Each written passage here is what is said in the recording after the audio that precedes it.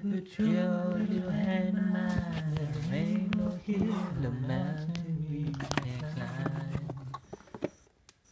Babe. Guys, so glad you could make it.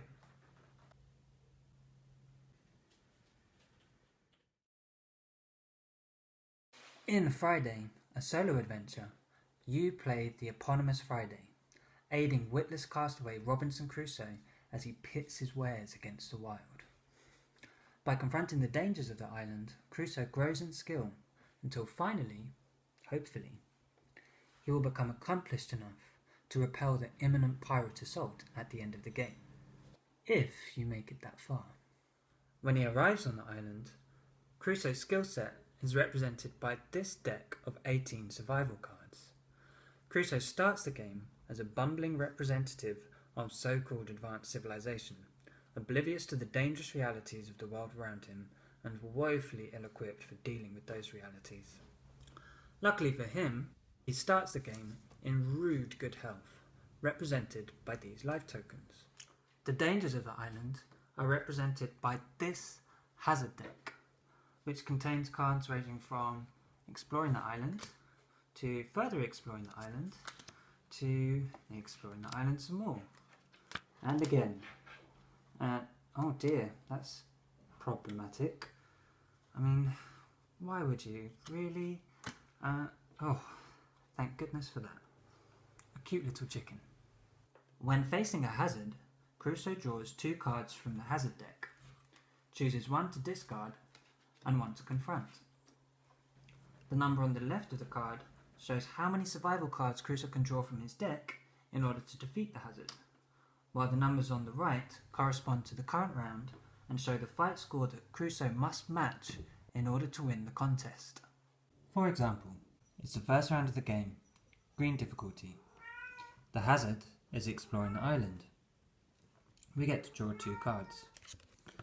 First card we draw, eating, plus 2 life, so we get to take 2 life tokens.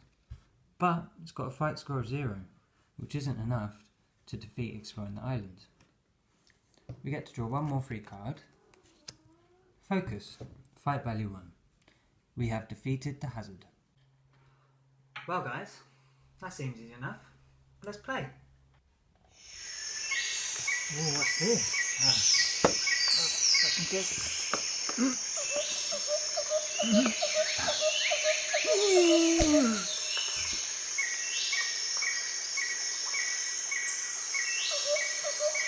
Alright, it's definitely going to get better from here.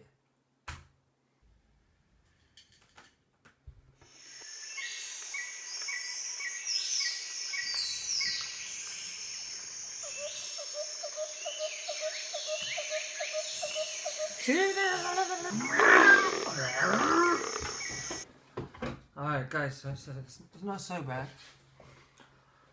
I only lost by 6. So all we have to do is pay these life tokens and... okay. Don't have enough life tokens. So... game over. That was fun, right? Play again. The keen-eyed amongst you may have gleaned that I have a few qualms with the game. My main gripe? Agency. All too often, it can feel as though the cards are just stacked against you, as though you are simply playing out a predetermined series of events. At its worst, there are times where the choice you're presented with is no choice at all. If I draw 2 level 5 hazard cards, and then draw my worst possible survival card off the bat, I'm immediately consigned to a terrible position where I've had no opportunity to influence the outcome. Likewise, if I draw 2 level 0 cards, and then draw my best survival card, that also feels dreadful. As a result, when you do draw the exact value survival card that you need, you feel like an unassuming beneficiary of fortune, rather than a masterful tactician. But surely this is all the result of a deck you built yourself, you wee ninny. Well, Yes, but even a well-crafted deck and advantageous game state can become a total shipwreck at just a flip of a card. Similarly, your attempts to cobble together a seaworthy deck can be scuppered by an unfortunate card draw, to the extent that often the game ends up building the deck for you, rather than the other way around. And yet, despite my reservations, the more I play it, the more I appreciate the nuances in the design, the range and combos of card special abilities that can refine and speed up your deck cycling, or bloat your deck and slow it down. If you cycle your deck too quickly, you accumulate more aging cards, super crappy survival cards that are harder to get rid of, and massively hamper Crusoe's ability to perform. Friday's a clever game, and meticulously designed, with plenty to consider in terms of how to approach the game and how to craft your deck, which might feel more meaningful if you had more control.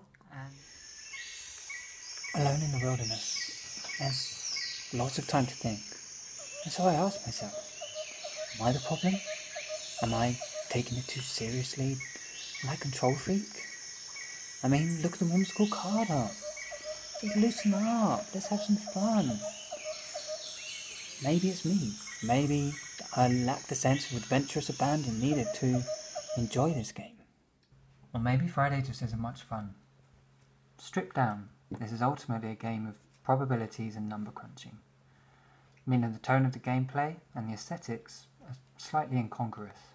The game does have a significant push your luck element, where you can sacrifice life tokens to keep drawing more cards. And it should be fun, but because it's so convoluted as a game, it lacks the purity and immediacy of simpler push your luck games like Diamant or Blackjack. And ultimately, because you have no one to push your luck against, there's no one to egg you on towards calamity, no one to rejoice in your success or your failure. I don't think I could ever love this game. And yet, despite my frustrations with Friday, I still found myself sucked in by the whirling eddy of its puzzle. Maybe we could be happy together. Oh man, I think I've just been marooned here for too long. I'm losing touch. What day is it again?